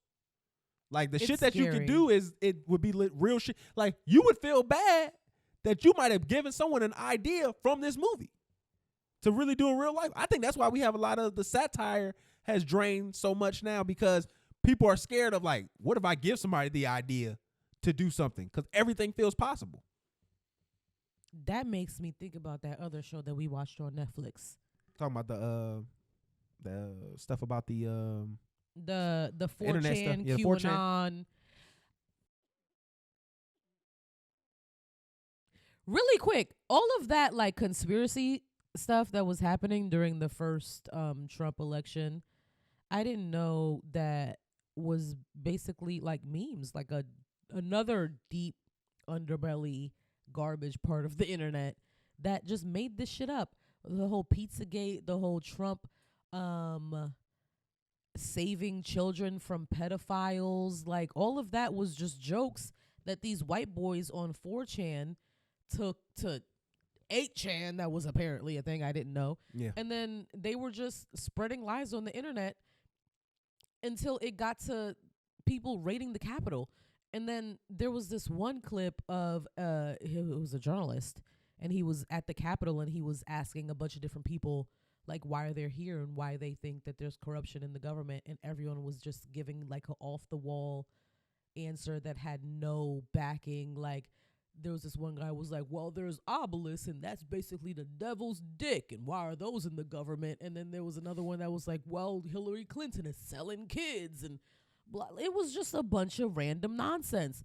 And all of it, like you could trace it back and back and back and back. And when you trace it all the way back, it's literally just a joke, a meme that these guys ran with, and then it got out of hand, and then they were literally sitting there like, are they stupid enough to believe this? I can't believe they're stupid enough to believe this. No, I mean, if you That was the whole thing. if you go back to just even like it was a QAnon documentary that's on Max too, where they talk about all this stuff. Like QAnon also was steam completely from that. Yeah, QAnon was not real. So Q was a person who was posting on 4chan, and he was basically, in the beginning, it seemed like they were predicting Donald Trump's tweets. Mm-hmm. So then they got validity from predicting Donald Trump's tweets. So then people thought that this was someone who was like a government insider who was exposing secrets and giving people some type of truth. And telling them that Trump was fighting pedophiles. Yeah, whole time QAnon was and there were people who were making videos about QAnon trying to break down what he was saying. Whole time QAnon were these people who were making these videos, and these people who were on these boards, like they were Q. So eventually people found out because what Q was saying was not matching up, and they were like, this didn't happen, this never happened. So then it lost validity. But then the truth always loses steam. Oh yeah. By the time that people figure out that this is fake, there's way less people looking at it. Mm-hmm. And then also too, like folks still believe in that Pizzagate shit. Like that's still a staple in what people will say now. Can I tell you where that came from? I mean, I knew a little bit, but you can do it. Let me tell the audience where that came from. This whole Pizzagate thing, it's really crazy. So they used to make, for some reason, CP jokes on QAnon and stuff like that. So there used to be a bunch of memes because it was a funny thing. So anything that could stand for CP, the initials, would become a joke for child, CP. I can't say it. But so they would post cheese pizza, and then that would stand for CP. And then it eventually got to a specific meme of a little girl eating cheese pizza. And then eventually somehow it morphed into Hillary Clinton has a sex trafficking ring. Well, what happened was there was emails that were released from the WikiLeaks. And in those WikiLeaks docs, there were mentions of pizzas and hot dogs. Yes, hot dogs and hamburgers. Mm-hmm. But they said that this is what these people actually like ordered to eat at these meetings for some goddamn reason. But also too, just letting y'all know, they're feeding them to the underlings. Yeah, like, that's what they're feeding this pizza, shit to. Hot dogs and hamburgers. So that's why pizza, hot dogs, and hamburgers were in the emails, and then they just took it, ran with it, and now Hillary Clinton is part of a child trafficking ring that's for some reason the headquarters is a pizza shop. Yeah, and then California. people are believing that. And they raided that pizza shop too. Like, they did. Somebody brought a gun there and like I think shot some people. There was a whole documentary for the people who own that pizza shop, and they were like, yeah, this was a crazy time for us because we're just a pizza shop.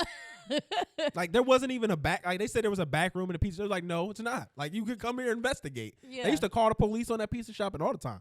Like they was going through it. Yeah. But no, it is wild when you just kind of get into that and you just see where it's like folks are so vulnerable at this time.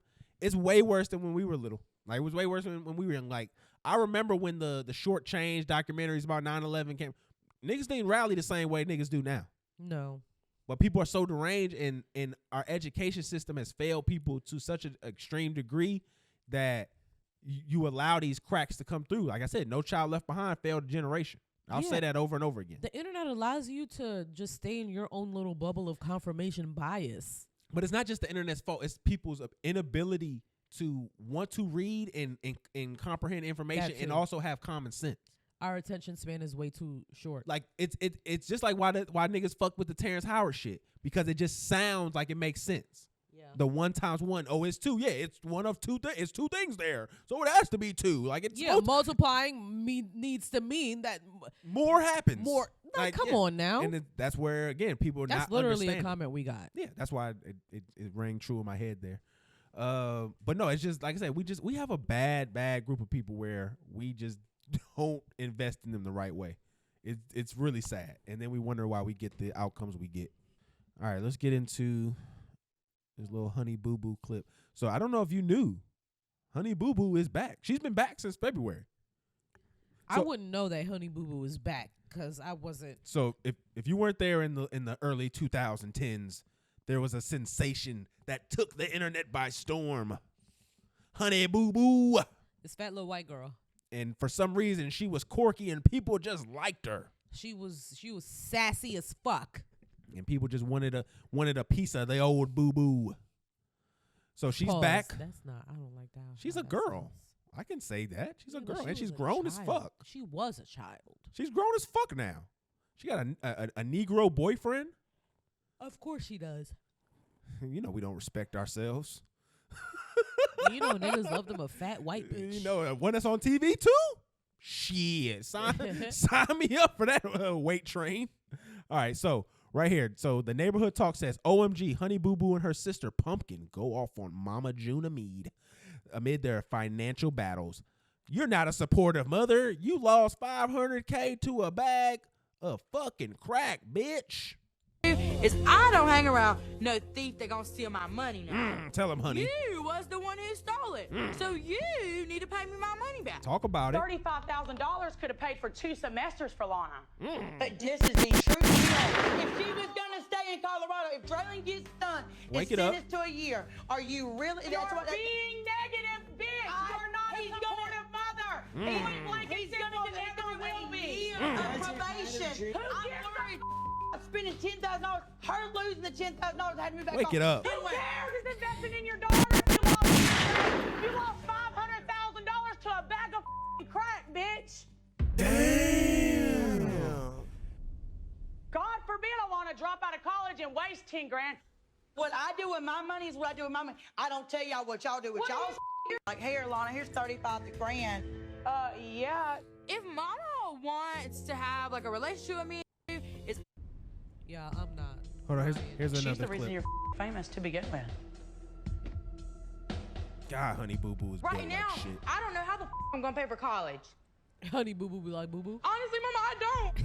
Winnie the Pooh. It's like, Mama, you don't really give a you took our money. That's the real problem here. Like, that's the problem. I get it. Tell her still heartburn. It's gone. I used it in my drug addiction. Talk about it. She's like, you're not getting that money back. There's She's no like, way. yo, that shit went up my fucking God, bro. nose. I smoked that shit through a crack pipe, my G. You can't be honest. I've been honest about This that. is that's the issue here, Mama. I've been honest, dumbass. Just the fact that you're just sitting here and you're okay with the fact that you took the money from her. I did some up decisions. Okay, but I did some up decisions. But Then I consequences go are going to come back and bite you in the ass, June, and you're going to have to put your big girl panties that's on and what deal I- with it. and And that's what you're from nobody. I love white trash. Can I just say that? I love to see white trash. We don't have enough of it. We need more cameras in front of you trailer park motherfuckers, yo. Real shit. Oh my God. So, what would you do if you found out your parent smoked away $500K on a fucking crack bag? There's nothing you can do because it was fucking crack. You're not getting that shit back. Okay, it's gone now. So what are you gonna do? Whoop your mama ass? Like, that's the only thing you can do. I'm gonna whoop that crackhead ass. So you took $500,000 and you couldn't even buy cocaine? Like, you was cheap with my money too? That's the part where I'd be insulted by. Granted, you got an addiction, but you had a trash addiction like crack? Crack is crazy. Like, yo, you better put that shit up your nose like a real one. You over there doing freebase cocaine on my money. That's fucking sick, nigga. You better do some real cocaine with my money. I'd be so mad if my mom cracked my money. If it was like some exotic drugs or some pills, I could take that on the chin. You can't put it in the crack pipe. That's the lowest. That and meth is like the lowest form of drug abuse. Is meth not expensive? Meth isn't expensive. That shit's crank. Oh, Shit's easy to get a hand of. And crack is just stretched out, stepped on fucking cocaine that you can smoke. So I mean, it's all craziness. It's just funny to me though. I think that's my racial bias, thinking that meth is expensive because white people do meth, and I need to stop equating whiteness with luxury. Meth is poor people drug. So that's what they do in the fucking woods and shit. They Back alley. Like in the desert, that's crystal meth. They going crazy with the crystal. Okay. That's why I'm surprised Honey Boo Boo Mama like you gotta do some more designer drugs. You just being a fat white crack whore sucks. Wow. That does.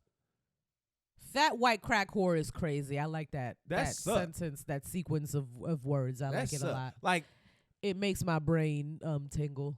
Like walking in, I just couldn't imagine walking in and seeing your mama doing crack. Like what? You could never mother me ever again. We couldn't. After I was, you crack? Crack. You just disrespecting You can the never whole tell family. me what to do after I watch you do crack. Bitch, go do some with your crack smoking ass. No, I'm not washing no goddamn dishes.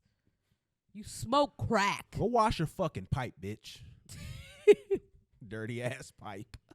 Fucking crack whore. Oh shit. Oh well, that was all I had left. Yeah, this was a. You seen we them? had a good show today. You seen them shitting on? We didn't talk about Kai. Stay away from the hookers. I don't want to talk about Kai. Just stay away. That's your Haitian brother. First of all, tell him in Creole. all I gotta say, Kai, is that paying for sex work is not that much.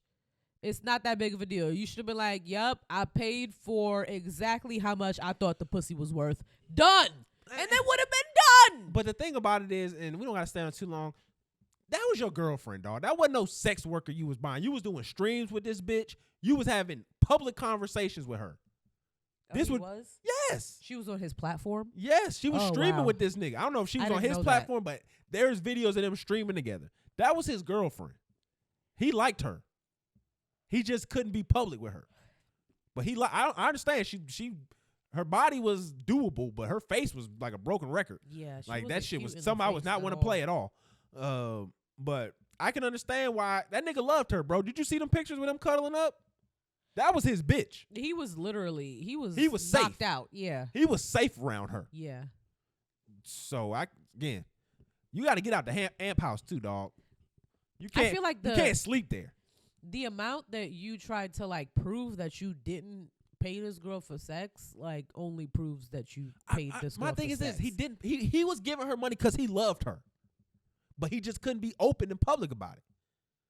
I'm trying to tell you, he loved that girl. Cause you over there, you not treating her like that if you didn't love her. This nigga not that old. He ain't got no reason to really hold it down like that. So he loved that girl. That was his girlfriend. He definitely did. That's his bitch. You arguing way too much against this shit for me to think that there was He hurt. nothing that happened. Yeah. That's Come why. on. It's just, this is how a young nigga takes these accusations ahead. Like, this is how he reacts to these types of accusations. Because a older nigga would have been like, yeah. Nobody, or he wouldn't even acknowledge it. Paid for the pussy, okay. Older I paid for the pussy, okay. I paid for the pussy, okay. older nigga wouldn't even acknowledge it. Like, okay, you put some pictures of me I out. paid for the pussy, okay. But I'm gonna be honest with you. I don't think this is real. I think a lot of them, and we don't have, like I said, we're not gonna get too much into it. But a lot of them are You was already doing content shit for with content. the girl. A lot of these things are doing this shit for content. You got Aiden Ross saying he's quote unquote retiring. You got We gotta wrap this up right now, or you need to give me a tissue immediately. Well, we'll wrap it up then. But I'm just saying. I'm just gonna say, Kasana, I think this is fake. I think y'all staging this. I think y'all niggas need to stay in the news a little bit.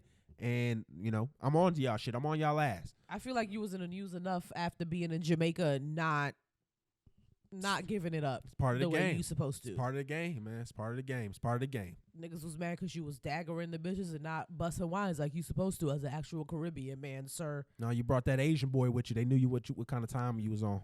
They knew it. Yeah. All right, so this is Talk FNF TV. We appreciate y'all listening with us. You want to get into your thing? Like, comment, subscribe. Thank you for watching. You can follow us on all of the platforms at talk.fnf.tv. We're on Facebook, Twitter, TikTok, Instagram, everything. I tried to make us a Pinterest. We can't. I don't know how that works with podcasts. So follow us on all the platforms at talk.fnf.tv. Love you guys. Bye.